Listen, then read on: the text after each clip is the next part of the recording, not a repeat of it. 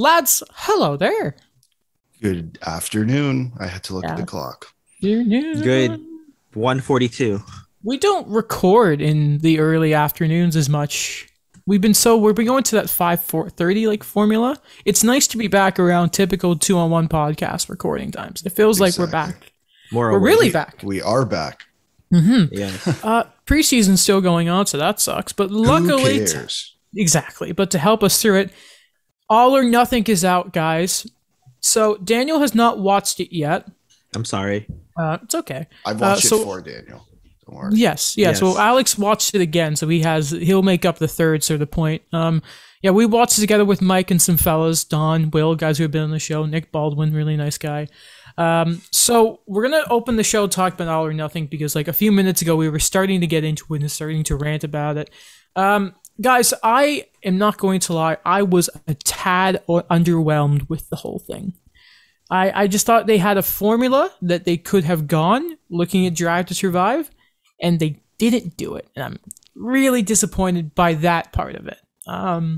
Alex, your thoughts first, because we're gonna have a bit of time here. There's a lot to get to, including the RFA stuff for Vancouver. But how did you feel about All or Nothing?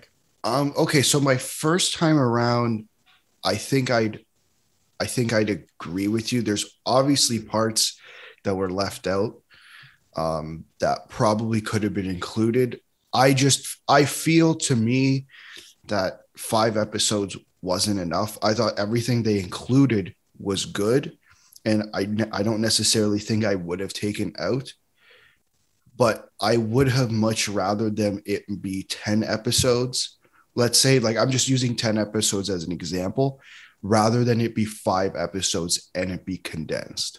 Mm-hmm. Like, I think that's where, if we're talking about, because I think it's funny that when we all watched the 5th episode, we all critiqued it the exact same way. I think maybe because we're journalism students and that a lot of it where it came from, but it's just, there was stuff that should have been included that wasn't. And I think that was mainly because they put themselves into, we need to do it in 5 episodes.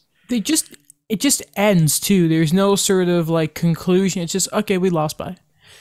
It's so what I don't like is in Drive to Survive, for example, there's a lot of focus in lead up to races, but then they do a very good job of giving a race itself good time. It's not perfect. We've seen that some stuff is a bit sort of manipulated and that, but for the most part, it doesn't feel rushed.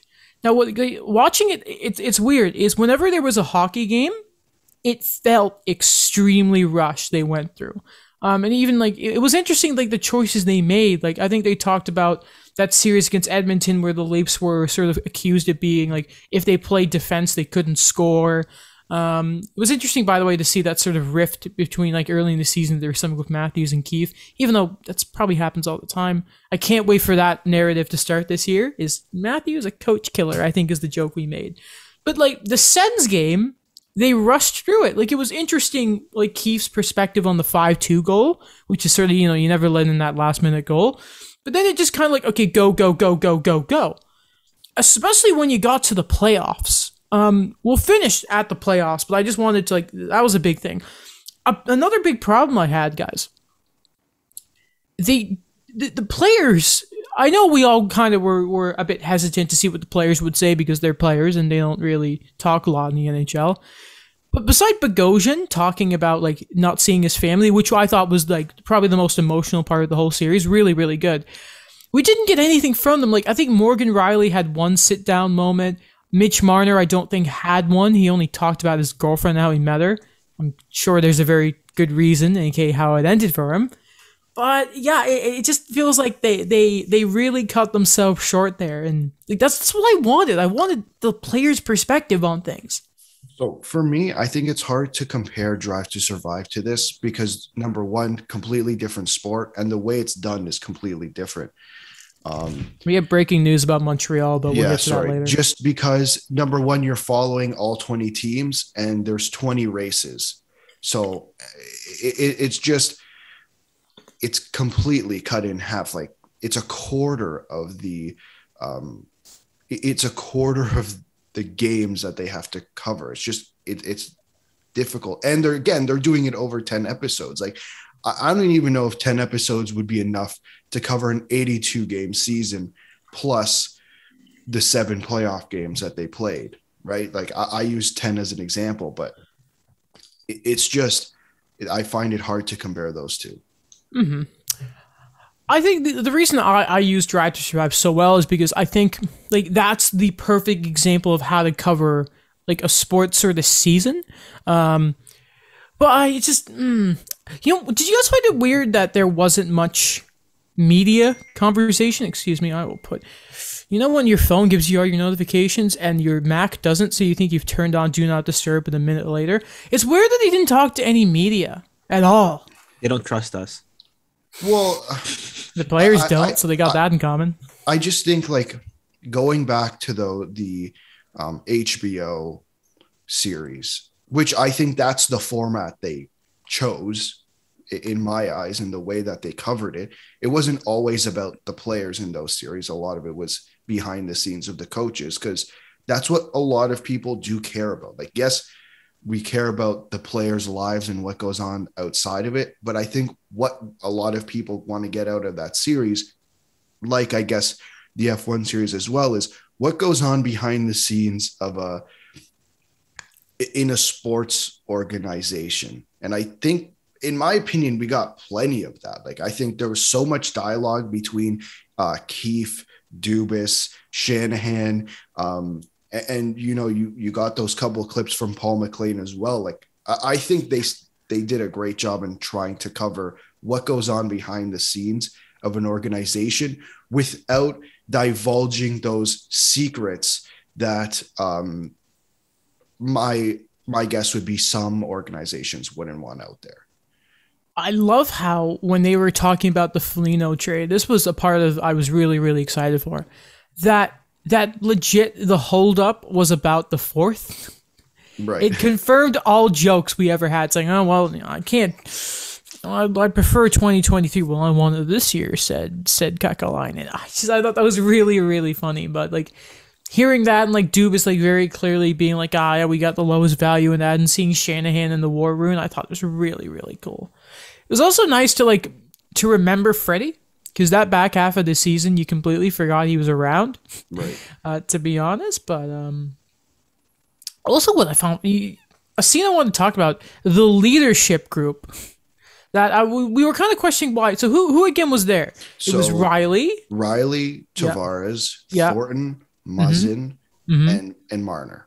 Okay. Along with Keefe and Dubas. Mm-hmm. So no Nylander, but I don't think he's a big leadership guy. He didn't even get named as one of the new alternates this year. But and maybe Matthews wasn't there because maybe he was injured around then. I don't know. But it was interesting to see like that's. I don't think that was a big secret. But like the reason I mentioned that is you mentioned Thornton. Was he just not like the biggest breath of fresh air every scene he was in?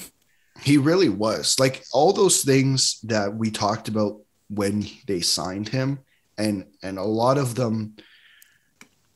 A lot of the pros weren't necessarily things on the ice. They were a lot of intangibles that's the word everyone likes to use, is intangibles. But whether it's leadership or trying to create a certain atmosphere in the room, I think that this documentary or docuseries perfectly portrayed the intangibles that everyone talked about when he signed in Toronto.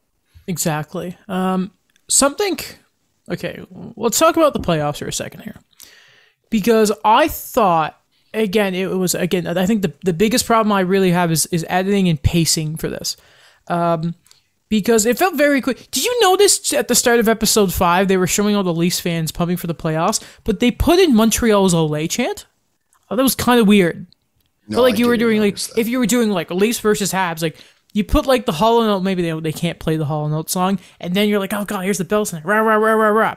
But like setting up for the playoffs, right? I hated how they presented the Montreal series. And it's not even just that I am super biased to Montreal, but it felt like key moment in that series, apart from the Tavares stuff, was cut out. And by the way, the Tavares stuff, that was I thought it did a very good job of showing you the Leafs' perspective on why the Perry fight happened. I still don't think it should have, but it was seeing like Hyman and that yell like John, John, John. That was not easy to watch. It was not. No, it wasn't easy to watch, and that was probably.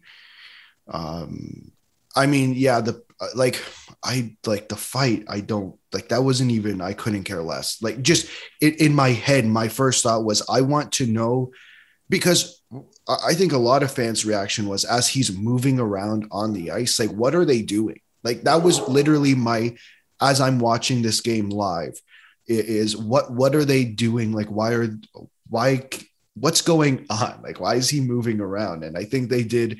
I'm glad they got the doctor to speak on it, because again, we're not all medical professionals. So to hear from the guy who literally was in charge there, to hear from him explain it, breaking it down, made it a whole lot, I guess, reassuring in a way. Yeah. So moving on, like to the last thing I'll kind of point out about the doc. So we got to see Matthews' parents like on him as a young player, all that woo woo woo. There was spotlight on Nylander's personality. I thought was kind of funny. Joe, again, yeah, nothing about Morgan Riley. Bits about Freddie in there, Campbell too. There was very little about Marner. I think there was at the beginning when they were introducing the players, like, Mitch Marner's really good. I don't think we really saw any, like, I don't think they showed many of his highlights even. They showed all of Matthews' goals. By the way, I don't think they did a good enough job explaining just how good he was. I know they showed McDavid's like goal totals and how ahead he was, but I think they needed to explain to newer fans just like, oh my god, this is sacre bleu, c'est incroyable. You know what I mean? So the turning points I think you can really point at in the Montreal-Toronto series were you go to Game 5, there was the overtime goal, the turnover. I think they did that well enough. They pointed out Gauch, and they obviously highlighted Galchenyuk and him coming in. But Game 6, they also didn't mention, unless I missed it, and Alex, you caught it on the rewatch, I don't think they even mentioned Marner and Matthews and how they weren't performing in that series. No, I think they did. You know how they would overlay the radio or broadcast on top of it? Oh, so, okay. So they did mention it. Like, it was brought up, yeah. So, now the big problem is you go to Game 6. Oh, okay. Sorry. Also, they talked to Mitch. Remember, Dubas talks to Mitch. Yes, okay. We're going to get to that, by the way, because that was really, really funny, I thought. So Game 6 is there's, oh, hey, there are fans back in the Bell Center. This is kind of hype and all that. I'm going to pull a mic and say, remember when I was there? It's pretty sweet. So they, all of a sudden, I noticed this and I was very annoyed by it. And Will and I very much so. So you just all of a sudden see, okay, here's Perry. They didn't even show Corey Perry's goal. They didn't show the Nylander goaltender interference. And then from there, by the way, even when Toronto were winning, I don't think they pointed out Dom Ducharme's hilariously bad goaltender interference call. And Bergevin, like, pointing to the screen, like, look at this. Remember the memes that came out of that? I do. So they don't show that, right? So they don't show Nylander's goaltender interference, the challenge, and pivotally, I believe, they did not show Mitch Marner's delay of game penalty. And they just show, okay, here's Toffoli scoring, here are the Leafs coming back, and they glossed over KK's game winner. Now, and what's really strange is between each playoff game, they were like, okay, so now we're going to make you care about some players. Here's Jason Spezza. Here's Wendell Clark all of a sudden hanging out with Foligno's parents. That was really weird. And then, again, it was just... they had Jim Houston or whoever it was at the time. I think it may have been Craig Simpson. Being like, we expected more from the Leafs here, but still, I didn't like it. Like, that's when I think you need, like, the media or, like, other interviews there. Because, no offense, Will Arnett, like, him as a narrator, I don't think was very attention-grabbing. I thought it was a bit passe. I thought everyone was watching for that last episode, And I think they really dropped the ball there. And what's really interesting, by the way, with that Marner interview, I don't think it made them look great. That it was like, here's before Game 7, our really important player. Here's Dubas saying, "Hey, idiot." I'm exaggerating a bit here, but here's him saying, "Hey there, hey buddy, ignore social media. You've not been good. Hurry up." Not a great sign there, but I don't know. I thought they really screwed it. I thought they did. I think they had an extremely difficult challenge of knowing the end goal and how embarrassing it is. Again, like, it's very different from Drive to Survive. And what moments in a Formula One season and the way that this did, like, I just think I think they did a great job in foreshadowing what was going to happen, even though we all know what happens. Like, from the first episode, literally within the first half of the episode, Keith already has an issue with certain things that plenty of people were criticizing. Like, yeah, but like, I think a lot of this is time constraint. This is, in my opinion, like, they could have added all this thing. And Merrick says this thing about the Olympics. Okay, so what are you going to take out? That comes down to the issue. And with the Marner stuff, in my opinion, I don't know how much creative control the Leafs had. And from what it looked like, I can't imagine they had a tremendous amount. But I think there was a little push from the Leafs to say, let's not include Marner as much. Because if you look at how Dubas, specifically Dubas, talks about Marner, especially in those end of season pressers, he's very not childs him or babies him, but in a way kind of does, like, tries to keep him out of the spotlight. And maybe that's because of, and we'll get to the Robin Lehner. I hope we will, but yeah, I think there's a lot of stuff that connects from Robin Lehner to this situation. And I think they might have done that on purpose. If that's what happened, because we know a Nylander scene has apparently been cut, and apparently was the Nylander camp didn't like how he was portrayed in it. Listen, if that's the case, Amazon, like, yeah, you push back, man, because they had the key moments in that series and they didn't show them. They had them and they didn't. Well, I'm sure the same thing goes on with Netflix. Like, this isn't it's a business. There's two sides here. The Leafs also don't want to come out looking like, what's the word? Like complete assholes. There's two sides here. Yeah, but but in Drive to Survive as well, it's like, hey, I'm sure Ferrari don't want to talk about the season, but it happened. Like, is it Hockenheim? Which Germany race was it where it's the famous one that Netflix are at in Lewis, and it's a horrible race for them. They have like the fancy attire, and like a journalist gets in with Toto, Germany. Like, it's just, again, there were. Listen, I'll repeat myself. Sorry, I've been repeating it. Listen, that's where I stand. I get there's two sides, but it was what I was looking for, and it was not there. Is what I'll say. Whenever we get to it again, and Daniel was watching it, Dan, we'll have a whole thing for your thoughts on it. Thank you. It's still a good watch. I still think, like, those scenes with Dubas, and whenever there was a thing in Dubas's office with Keith, I was so excited for those scenes, by the way. Yeah. Because I think they were the best part, honestly. And we should actually mention this before we go. Alex, how did you feel about the Jimmy Vesey saga there? Because I felt so bad for him there. Yeah, I did feel bad for him. Like, it was rough. That was a rough, like, 15, 20 minutes there for a second. Mm-hmm.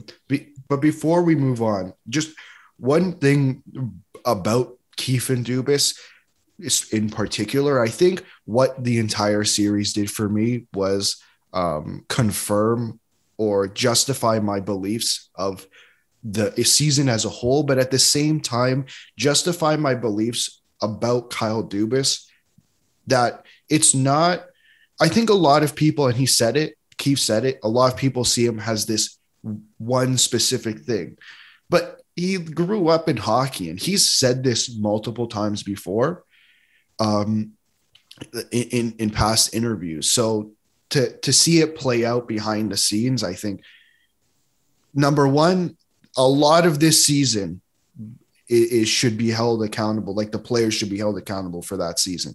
And I think there's plenty of people who believe otherwise, but I think this series proves a lot. 100%. So it is 2:02, so we should be getting more waiver stuff coming up. And I hate that they moved the deadline for that, by the way. But first off, there is a bit of breaking news regarding the Montreal Canadiens. And that is, there was a report earlier today from a French reporter, I can't remember his name, that this was about to happen. And I'll read an Arpon Basu tweet about it, because this is exactly a perfect way to frame it. Jake Evans has agreed to terms on a 3-year contract extension with the Habs. It's worth $1.7 million a year, 7th round pick, 207th overall, 4 years of college, 2 years in the AHL, hockey millionaire. It's a great story. You guys know how much I love Jake Evans. Daniel, start with you, because we haven't heard you in a little while here. What a story for Jake Evans. Yeah, what a solid guy. You know, with me, I love the 7th rounders that make it. And for a guy that really went through all the steps that they tell you to do in terms of your development, right? If you're not a top pick, what do? You go to college. And then what do you do after that? You polish your game, you go to the AHL. And, you know, before the huge hit by Mark Scheifele, I think that he became a crucial role player for the Habs. And more so now that what we're going to see him go into the lineup now, play a deeper role in that top 9, in the bottom 6. So great signing for the Habs. Very nice value, I think. And I think that he's going to play above what he's being paid. It's just, he's such a great guy that he took the discount.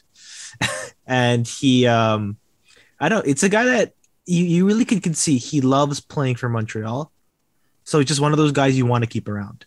I'm sure he's got, you know, when you're a 7th rounder, I'm sure you have that appreciation for a team that, you know, they gave you the chance. Alex, how do you feel about this deal?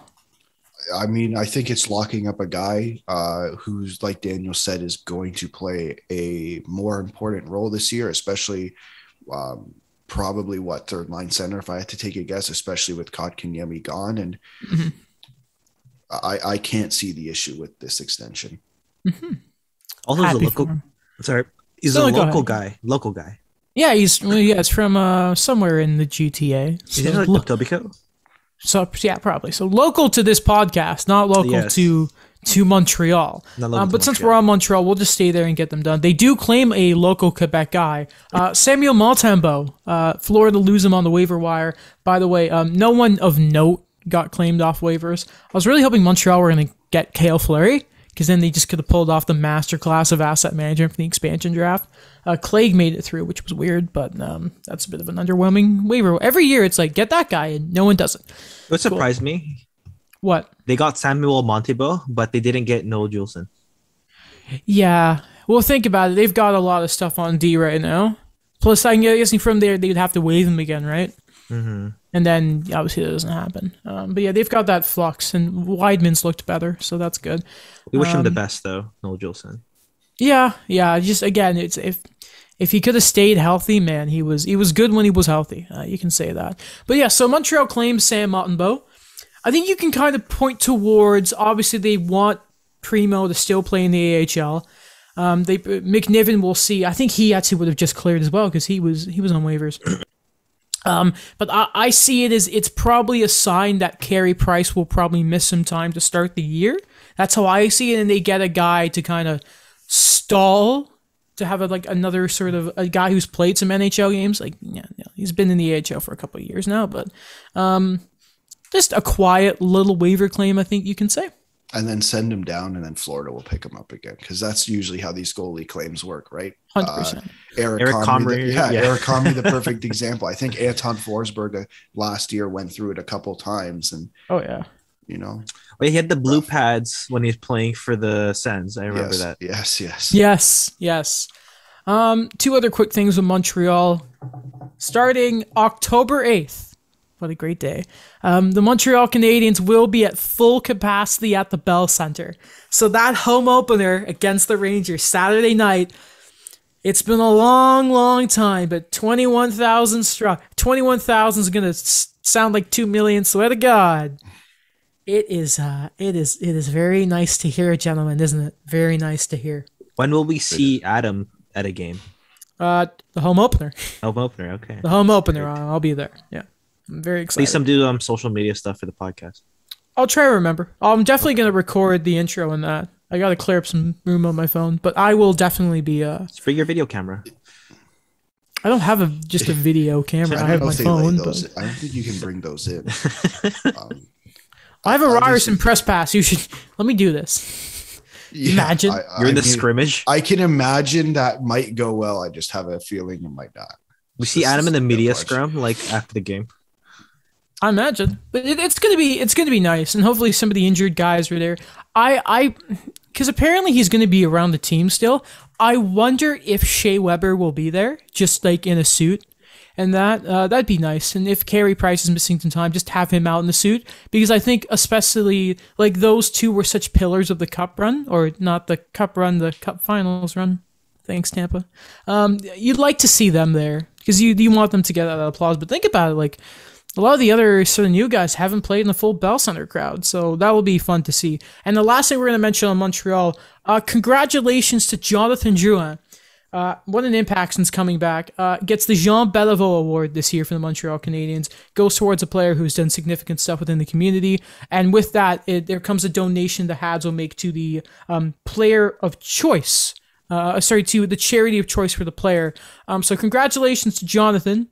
What a freaking great guy. I love him so much. So shout out to him there. We've talked about how good he is, but I thought we should mention that in passing. Quickly going to the Leafs here. First off, another thing we mentioned in passing. The Leafs, John Tavares is still captain, obviously, but now we know that leadership is going to be a bit cool this year. They will have rotating 4 alternate captains. Not really a surprise on who they are. Austin Matthews, Mitch Marner, Morgan Riley, Jake Muzzin. I could be wrong, but I do not believe that they have said if it's 2 guys away games, 2 guys at the home games or something like that. Or so the way it was last year is I believe they only had 3 alternates, which was Morgan, Mitch, and Austin. I believe Mitch wore the A at home, Austin wore the A away, and obviously Tavares wore the C. It's interesting that they added Muzzin to that because, Muzzin, I think when they wore either the Retro or the St. Pat's, Muzzin and Hyman wore the A. Obviously, Hyman's not here, but Muzzin did get the A. And we saw in All or Nothing, what are the chances, just as this is being released, that they give Muzzin the A as Muzzin's in the leadership meeting. So it shouldn't come as a surprise. I love it. I really love it. I love Jake Muzzin. I think that he's a great leader, and for him to get I think he wore the A in LA as well, right? Like his last 2 years there. So, I mean, it's the same run of the mill, right?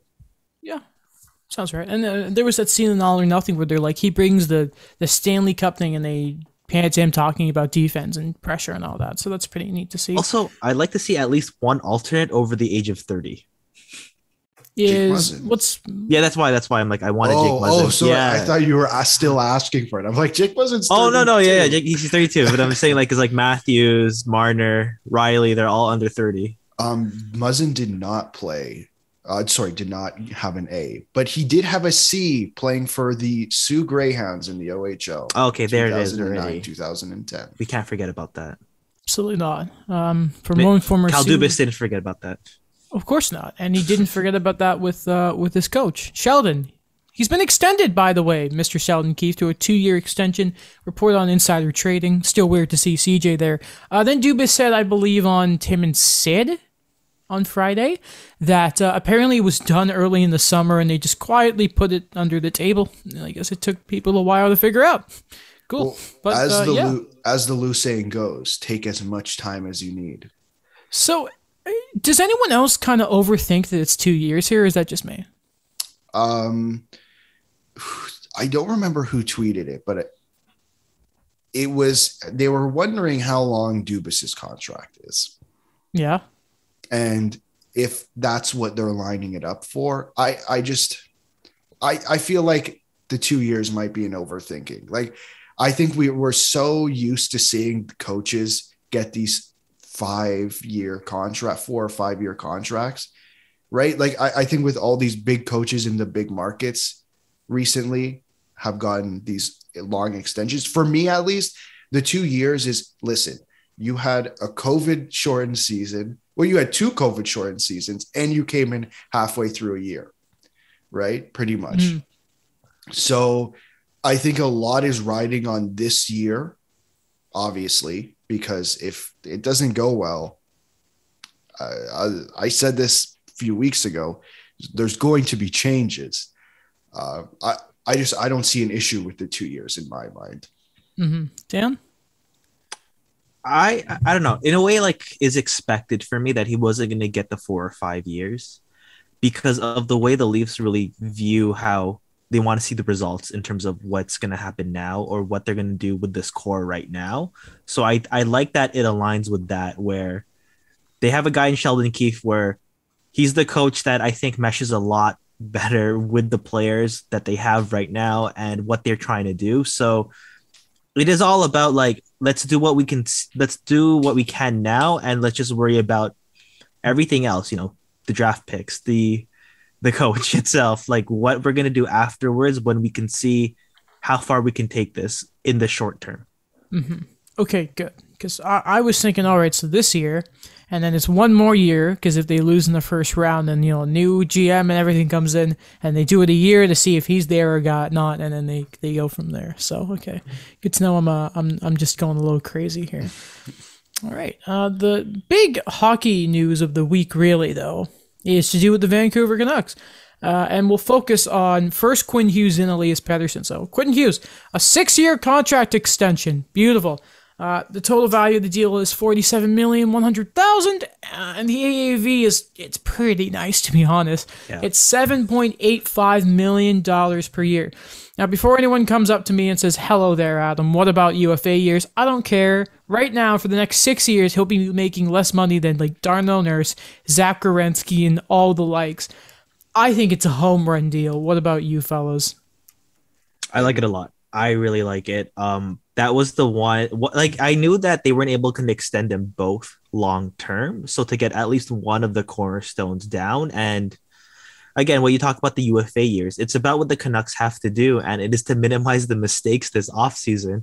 So getting them down to contracts is great. Just look at that success right now. And we're going to talk about the next contract with Elias Patterson. That's something else to worry about. But for now, just get back to having 2 of your best players on the team and try to build something from there. Mm-hmm. Alex? Yeah, like, I think with both these contracts, if you're looking at it short term, they're really good. And obviously with Quinn Hughes, long term, it looks really good as well. Cale Makar got, what was it, $9 million for 6 years as well. So to get him under $8 million in my eyes for the same term is also, in my eyes, is really good. With Patterson, the 3 years is the 3 years. You have 3 years to do this really well, then you're going to deal with this again. Mm-hmm. Right. That would be the concern. And I believe I saw this morning, Drager reported that the last year is over $10.25 million for Patterson's deal. So that will be quite interesting because he can walk to UFA if he just takes the qualifying offer. Okay, and with that, Elias Patterson, Elias Patterson, this is a 3-year deal. It's total $22 million spare change. 7.35 is the AAV. He will be an RFA at the end of it, but it's 1 year away from UFA with arbitration rights. Now, people are getting this really confused, so we're going to put it out on the table. And I reread the CBA earlier today. The qualifying offer is 8.82. It's not 10. It's not 9. It is not 12. It is 8.8. Okay. Yeah, that's what they changed it, right? Is that what they did in the last amendment, where they made the smallest change? Yes, had to do with It's weird, but it is 120% of the cap hit. I'm really glad that's what the PA is concerned about, by the way. Yeah, we'll get to that. So glad. I'm checking right now cap friendly for the Canucks. Yeah. And the Patterson deal lines up really well when Tanner Pearson and Tyler Myers come off the books. Sorry, say it again. When the Patterson contract lines up really well when Tyler Myers and Tanner Pearson both come off the books.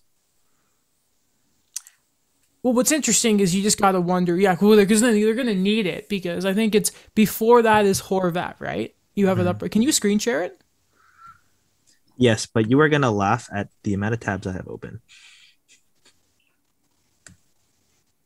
All right. It's a lot of tabs. Yeah. Oh, God, Daniel. Okay, 6. I got to zoom in to get a look at this. So, all right, so I'll start with Tanner Pearson. Right. Yeah. And then, you see it? So 3.25. And then Tyler Myers. It's actually 2 years, yeah. So it'd be okay. And Jason Dickinson. Yeah. But that's actually okay. I know he's a good player. He's a great player. Great two-way guy, plays the bottom 6 really well. But I'm like, that was kind of pricey for when they got. I know they traded a pick for him, but I'm like, maybe the best has yet to come for Jason Dickinson because he's been sheltered a lot in Dallas. Yeah, well, that's still you can play defensively if you're on a strict role like that. I think he should be fine. Okay, well, it's good because regardless, they're gonna need the money because with that, him being 1 year away and just like one contract away for that qualifying offer, Patterson all of a sudden will have all of the leverage. Especially that if there are reports are true that he took a little less to help make this deal happen. That's going to be the big thing with Vancouver. And they need to make sure they have deals that are expiring alongside of him. So you're going to have that room. Because as we know, the Canucks just love to sort of spend their money. And they need to make sure Patterson is the first priority. Because I saw somebody say, hey there, so Patterson and Hughes are at fault for this going so long because they've been rejecting the deals. And that's why this has taken so long. Even though OEL has been worked on for like 2 years now. Yeah. They still have the extra year of Tucker Pullman. That's interesting. I don't know. I just think there's the Besser and the Horvat deals are going to be, even the JT Miller deal. Like if you're Vancouver, that's the last guy you want to lose, right? Because he's been quite important to this team on the ice and seemingly off the ice as well, even though he doesn't have an A. But it's just, you got to get those done. And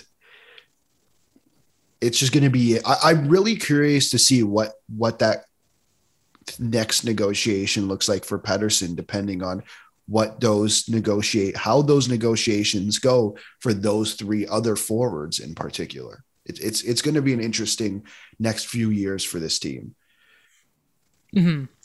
As it always is with the Vancouver Canucks, they're always a story to keep an eye on. But do you know what? At least for now, we can say this, right? That regardless of how the Canucks handle it, for the next 3 years at least, their number 1 center is locked up, they've got their best defenseman locked up, and their goalie is locked up. Like we said for Kaprizov, he may leave at the end of it, but guess what? Minnesota have him for 5 more years. It's better to have the player than not to. They're difficult to replace, especially considering Patterson was a steal at like 6 or whatever it was. But at the same time, it's up to Jim Benning to surround the rest of that team with the best team possible. Mm-hmm. And he's got to do that. And I think the top 6 looks great. The defense looks a little shaky, but he's got to do his best job, right? It's a two-way street there to have them under contract, but you also have to surround them with the best possible team. It's great to have these players, but a lot of young guys they're going to have to kind of depend on right now to see where they going to fit.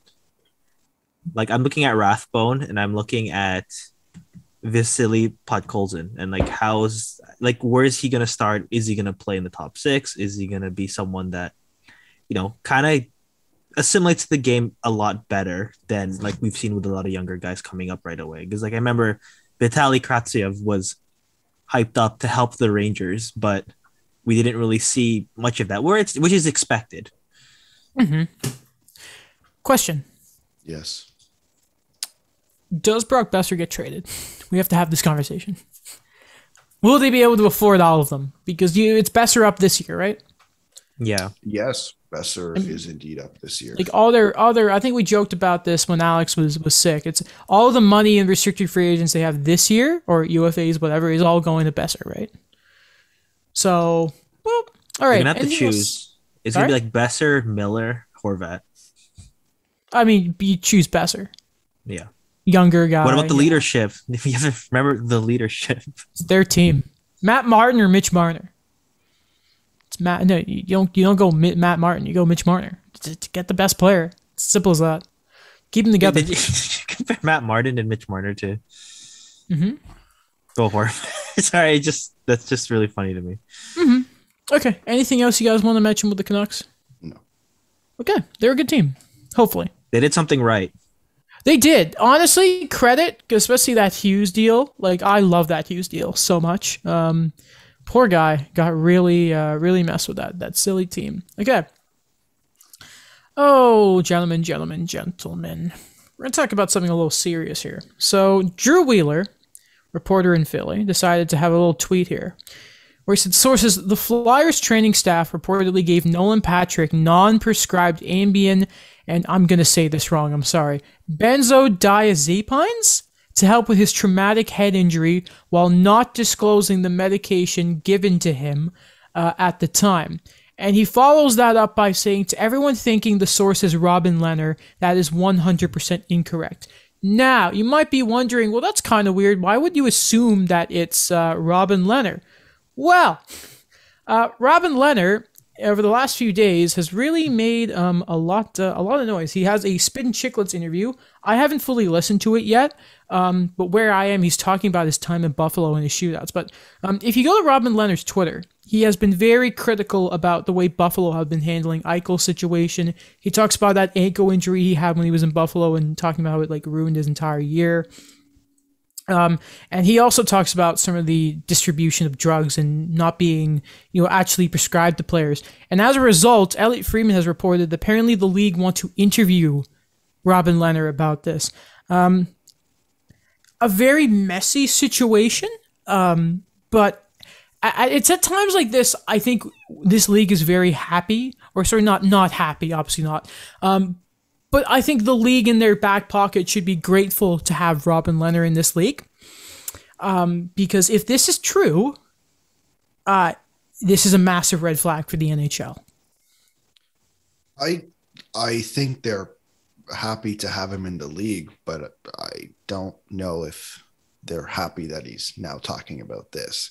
If this is going on in more than one organization, I just find it interesting that the NHL wants to talk to him, but the PA is once again, very, very silent, which is a separate issue, but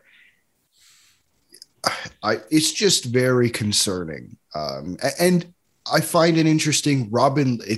It's Robin Lehner that got everyone's attention. Like, this isn't new. This really isn't news because it's not new. This has been talked about. Rick Westhead wrote a story about this stuff like this. Dan Carcillo has been talking about this for years. Like, this, it's just, I find it interesting that this is now that's brought it over the edge, and now the NHL wants to get involved when former players have been talking about this for quite some time. Mm-hmm. And I think that's something too to think about, is because Robin Lehner already, we know, has that platform as a current, like, I'll say all-star caliber player. And when I think about what they've said before, where you have a guy like Dan Carcillo speaking out on so many issues, but it's a former enforcer, and I'm talking about, right? Like a guy that has brought up a lot of the situations with things. And when you think about who, and I'll use the Chicago example, where a lot of people are saying, like, all right, like, what is Jonathan Toews and Patrick Kane talking about? Like, what are they saying? And then we get Patrick Kane say something where it's like he's unfortunate he had no knowledge of what was really going on at the time. And it just with like Carcillo right now, and I think he brought up the Steve Montador example where was it 19 concussions? Yep. Where again, it's another guy where in Carcillo's tweets, and again, like, it's him the one saying this, that 19 concussions, and the way they kind of treated with the guy was they just kind of quote unquote blackballed him and they sent him to the AHL during the Stanley Cup run. Mm-hmm. I would like to, I'm just going to quickly get up Robin Lehner's Twitter for a second here. Because I think it's been telling you everything you need to know. I saw somebody say something on one of the replies to one of his tweets saying like, "Oh, we shouldn't believe Robin Lehner. You know, he's not in a good way." I'm like, is there a player in this league who cares more about his mental health and his well-being than Robin Lehner? Because it's the guy who's actually done something for his mental health who is not well. I saw that. I think I saw a similar comment, something along the lines of Robin is not well. Like the one guy who's now like who's done what he needed to do to deal with his issues is the guy who is now well, not the ones who are being subjected to all these things that Robin Lehner has talked about. Like if what Robin Lehner is saying is true, like that is genuinely horrendous, like genuinely. And the league should be ashamed of itself, like in so many ways, in more than one. Because I finished the Robin Lehner interview, and I understand there's not many people are fans of Barstool and Spain Chicklets, but go listen to the Robin Lehner interview. Like genuinely go listen to it to hear what he has to say, because he makes a lot of very good points that, in my opinion, aren't necessarily new, shouldn't be new to hockey and hockey Twitter. And he knows the gravity of what he's doing. In one of his tweets, he says, "I know the NHL is probably going to cancel me." So this is a tweet that he had, or a thread he had about 16 hours ago.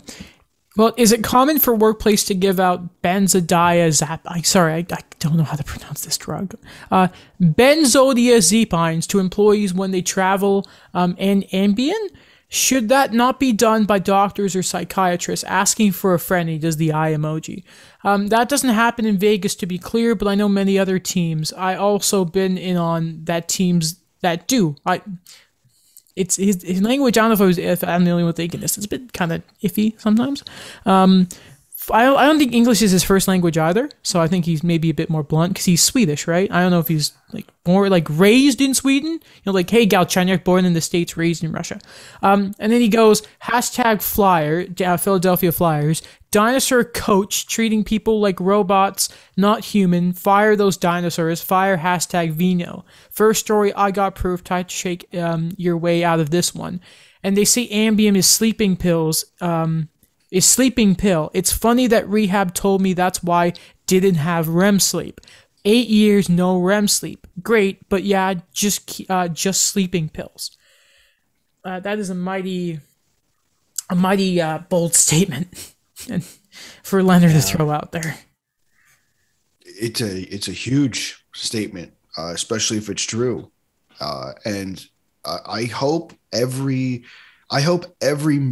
person involved is at that meeting, who makes decisions at the NHL, is at that meeting that may or may not take place, because at this point it's just a plan to reach out. And you know, the NHL says all these great things and follow through isn't fantastic, but it's ridiculous, man. And I you know, the comments that get to me the most are the attention ones, where it's just for the attention. And this isn't the first time that I've seen comments like that, not just with Robin Lehner, with plenty of people. Mm-hmm. It's like the shock. Like I hate those.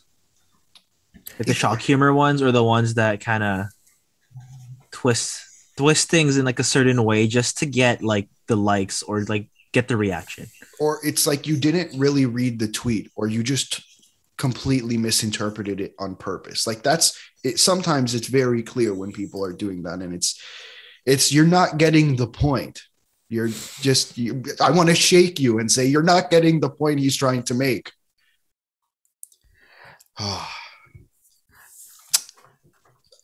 Listen, I'm just thankful that Robin Lehner is at least speaking his mind. And And I think like in that interview with Spin Chickles, like, he called hockey players were robots because man, they are. Unfortunately, it's just again all or nothing. Not many of those players had a lot. We had our chances and we didn't score. It's like, oh god, here we are again. But that's performing in the game. But this is a much more serious matter. By the way, like low key, if that's true, what's been going on with Nolan Patrick, and that guy had so many headache problems, and like it's almost derailed his career. Man, you hope he gets it sorted out in the new year. New season, new team, I should say. Moving on to a bit of a lighter subject, but not for too long. First off, we knew about Alex Clark in the WHL. Now we have Kirsten Welsh, who will be the first OHL lineswoman in history. And apparently, I want to say it was Freeman who first said this. Sorry if I'm misremembering anyone else. You great reporters in hockey. Apparently, the league, the NHL, are low-key behind the scenes trying to say, maybe we should, what's this? Diversity and inclusion in the league? We should maybe do some of that. We're not very good at it. I don't understand. I know, it's a long time coming. That should happen already. Like in the NBA has female refs. Like it's just odd to me that the NHL, because Friedman did report it in a way that said behind the scenes they'd like to have it. I think it was Friedman, but it's just, why is it that it's like, why you gotta do it behind the scenes though? Like, what seems to be the issue with saying this out loud? Just say, hey, just put out a statement like we're trying to do this, even if people are then like, you suck, and then you're making the intentions though.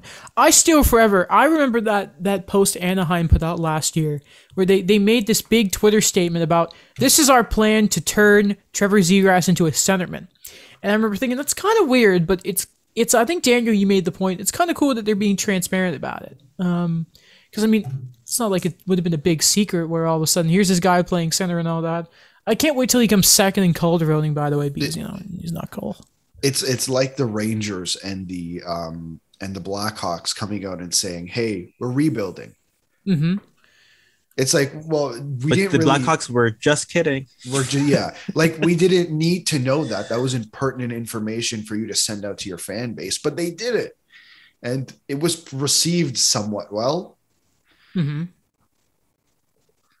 Just do it. Congratulations to Kirsten Welsh. Yeah, congrats to the OHL. Yeah, I think the Q's the only one left that needs to do something like that. So, get on it, please. Okay. Talking about big leagues and that. Well, guys, the IIHF are kind of quiet with this Samaric stuff, aren't they? Because there's still been no sort of update about what they're doing on, the, again, IIHF side of things here. It's, when again did this incident happen? More than a week ago now? A little more than a week, yeah. A week to 2 weeks ago. Mm-hmm. So, I mean, their one thing was, we talked about last episode, especially Alex made the point of, like, it's a sort of new regime for the IIHF. They got to make this right. It's taking a while right now. Unless they're making some detailed super thing of, like, including if he wants a chance to do this, he's got to show this, this, and this. Like, for example, I meant to say this last episode, if I was running the UHL, what I would have done is I wouldn't have banned him right away. I'd give him a year, and then there's like an evaluation thing that you need to make sure to see, give him the chance to see if he changes, and if not, boom, then he's gone. Because you still have to have room to show that the player can change, right? And listen, it did not look good for him that right away his apology was half-assed, but still, like, that's what I would have personally done. Agree with it, disagree, I don't mind. But maybe that's why. Otherwise, I don't understand what's taking the IIHF so long here. It's not difficult to make a decision here. No, it's not, and they just their job's not getting easier. Obviously, with the general manager of the UHL getting fired the day after the suspension was announced, or 2 days after. Mm-hmm. And obviously he had that tweet. I'm going to see if I can pull that up real quick. But it like, you have to, this is a statement. And from the IIHF, I'd rather hear, we are still deliberating on how we are going, like what this punishment's going to look like, than rather be quiet. Like, it's the quietness. It's like there's this sense of impending doom that's coming. tell us what's happening. Like, what's going on behind the scenes? Like, because now we're left with this big encompassing issue of, well, this guy just got fired because he spoke out about the issue, along with the UHL just banned this guy for only 13 games. Yeah, of course. What Alex means there is Eugene Kolashev. I'm probably saying that wrong too. Who was the GM of the UHL, was, if you remember, when he was one who first announced the decision of the suspension, and he was, funny enough, he was replying to like every sort of reply, and he was like, who made this decision, and he would list them. And hindsight, I wonder why he was being so key about who was making what decision. I'm going to get the tweet up here right now. You guys ever open the link to a tweet and for some reason it's like, it's not here, and you refresh it and it's back? That always happens. Anyway, this is from his Twitter account. Quote, I've spoken openly about hashtag racism in Ukrainian hockey and the Ukrainian Hockey Federation. Fired me as GM of the UHL today. Will it solve the problem? No. Will it silence me? No. My voice has been ignored in the decision over the penalty against Andrei Danishkin, who showed a racist gesture to Jalen Samarik. I am publicly appealing to the IIHF Hockey to conduct its own investigation of the incident and help hashtag end racism. Jalen, we got your back. And also on the back of that, CJ reported on Insider Trading, still weird, that apparently there are AHL teams looking to bring him overseas. And one you can really think of is he used to play for the Roadrunners, who are the Coyotes AHL affiliate. And let's not forget that I believe it's Alex Morello who is the head of the Inclusion Council, or a part of it for the NHL. So that would make sense. And it's not about PR. It shouldn't be, I should say. But the Coyotes need some good PR in that department after the Mitchell Miller stuff. Yeah. And the upper management issues that the Athletic had reported a couple months ago, Katie Strang, what a woman. Has there been an update yet on their home games? Like, what's going on with that? Well, because I'm thinking of the upper management. This year they are playing in their arena, and next year is too far down the line for the NHL to worry about. All right, okay. We have time. Do you guys finally want to get to the goalie stuff? Yeah, just one last thing for the UHL stuff. The IIHF, in terms of dealing with the UHL, they really do have to do something. Like, this isn't a great precedent to set, unless we're absolutely missing something here on the poor job for performance of Eugene Kolashev. Like, there needs to be something done. Just because he spoke out of it does not mean he should be getting fired.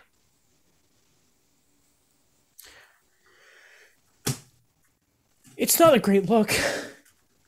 No. It's, by the way, it looks back to everything Mike was saying about us. And again, listen, that part of Europe, again, is not great for it, but I wonder if he does like any sort of interviews to get about this, because I would like to know more details about this stuff.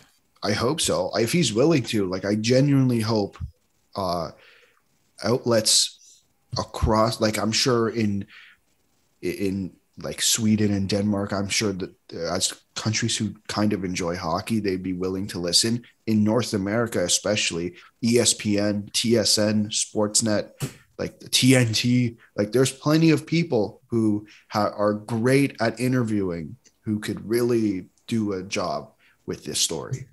It was, by the way, it was nice. This isn't a reporter, but it was nice to see Alan Walsh back the Robin Lehner stuff today. And I think he was also retweeting like some of the Rick Westhead stuff too. Yeah. So again, I remember, who was it? So it was when Elliot mentioned that Lehner on Twitter, Lehner was going to be talked to by the NHL. Somebody like replied to him, say, "Okay, that's cool, but are you going to talk about it?" And I thought, ooh, that's a very good point to make. A very good point to make. I mean, I love these guys. We talk about them all the time, but they've been eerily quiet on plenty of issues going on recently.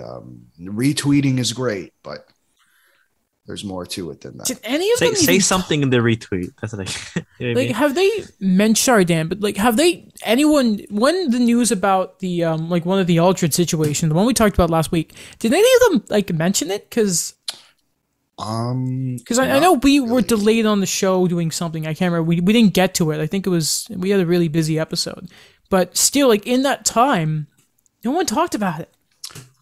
So off the top of my head, I believe obviously it was talked about on TSN, not a whole lot, but not really. The SDB was talking about it more than anybody else, which I love those guys, but they're not as big as Sportsnet, not yet, at least. I can imagine a day where they are, but they're not as big as these companies. They don't have the pull or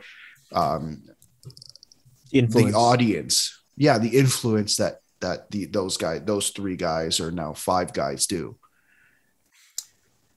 All right, lads. To finish off, shall we talk about the goalies then? Sure.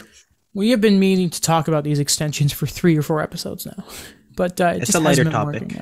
Yeah, goalie contracts, comparables. That's such. We got a pair here. I'll ask each of you about one of them. So, Daniel, you like the Ducks.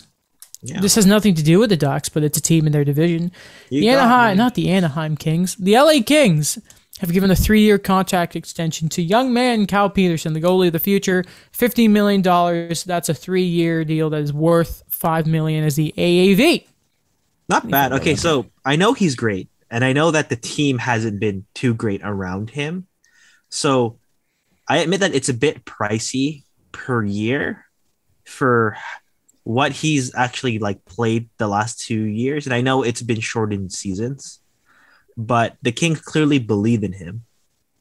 And it's not a huge long-term kind of thing. I think it's just kind of you're going to be our guy moving forward. And then we're going to look into the extension after these 3 years, where hopefully all those young guys we hoarded are NHL ready to turn this franchise around.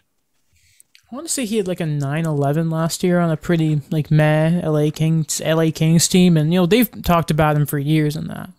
Not to mention, it would be kind of cool to you see what the likes of what does Deneau's play do for to make him and Jonathan Quick's job a little easier. And again, they've got some young guys who are going to be playing up and down the lineup that you'd hope you can score, but those are the guys you're also going to be wondering how are they going to play defensively? How's that going to help out? And They also have a pretty mean defense core too. Yeah, of course. I'd like to actually point out what we said earlier in the episode. The reason why we love Jake Evans is also a reason why I also like Cal Peterson. Is because he was a really late round pick and he was a college guy. And then he actually was drafted by Buffalo. Yeah. He signed with the Kings. So very under the radar. He played 3 years at Notre Dame. Was it only 3? Yes. Oh, I see 4 years. That's strange. I think, but you think he was the captain there. Cool story. Very, very nice guy. Hopefully he can provide a bit more offense, though. But okay. Alex, you get the other one. It's a $27 million total deal. The AAV is 5.4. It's a 5-year deal. Elvis Merlinkins has been paid. He's not left the building. He's actually walked into the building to get paid, and he's left with a cannon firing behind him.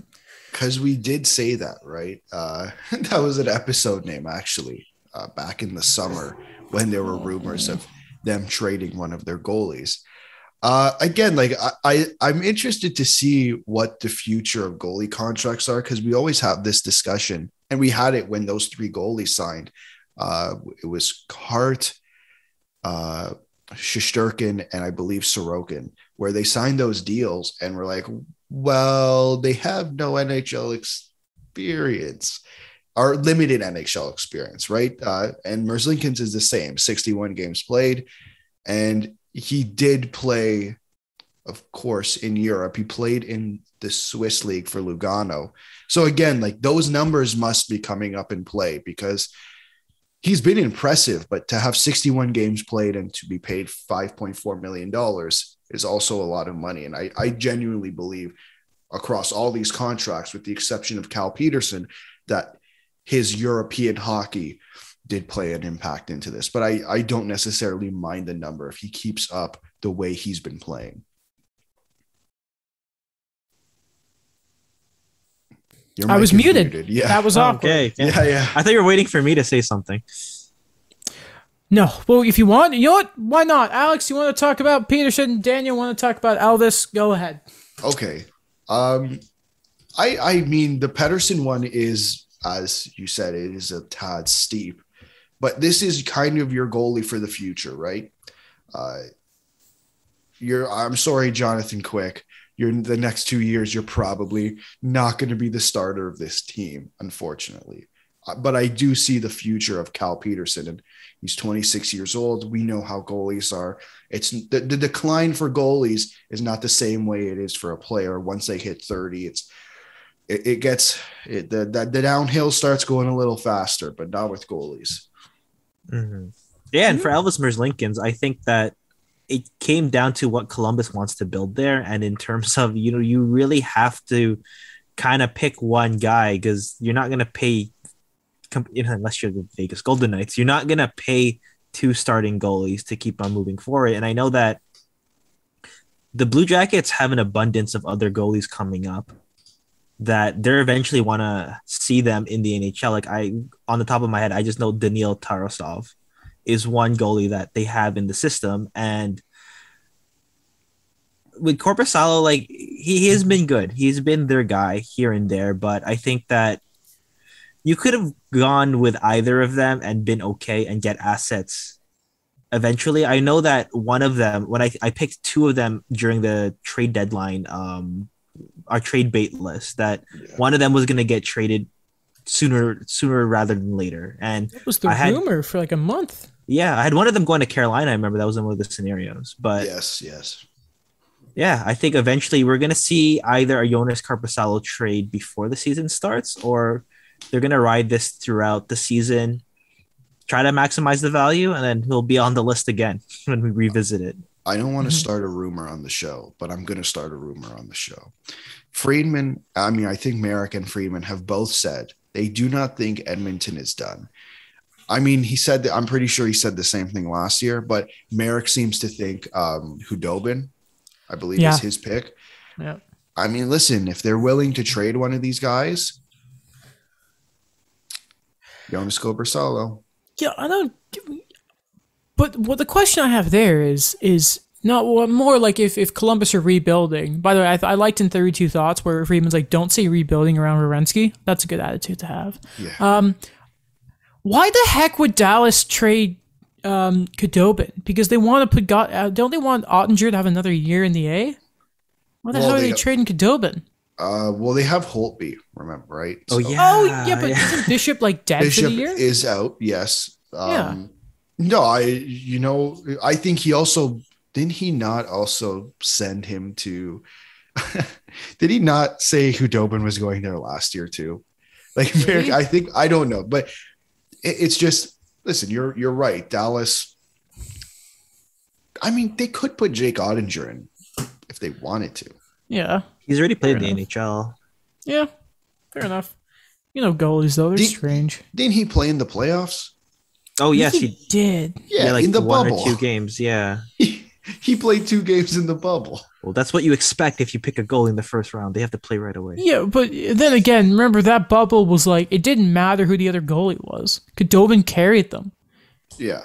People forget he earned himself a lot of money that playoffs. Was he not up that year or the year after? No, that year. He was up that year. That was very good. Not to mention, he's a little older. He got some pretty sick. 34, right? Around there. It's 2006 draft, 30. right? Yeah. Yeah. Or 2004 draft. I actually can't remember now. Ottinger played 29 games last year. He was 11-8-7, 911 save percentage, and a 2.36 goals against average. Not bad. Not too shabby. I wonder what Dallas are going to do this year. Oh, just to confirm. Yep. Anton Khudobin is 35. He was 206th overall in 2004 by the Minnesota Wild. Wow. Really? Yes.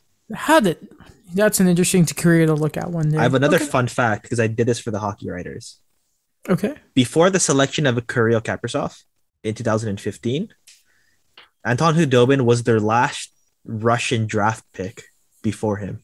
Really? That was 11 years between picking a Russian in the draft. Decent players. decent players. All right. It feels like the 80s. Don't take the Russians. They won't come over. Whatever. Just pick them in the late rounds. Is you never know. Hey, Datsuk. Should be Hall of Famer one day. How much longer till Datsuk can go in the Hall of Fame, I wonder?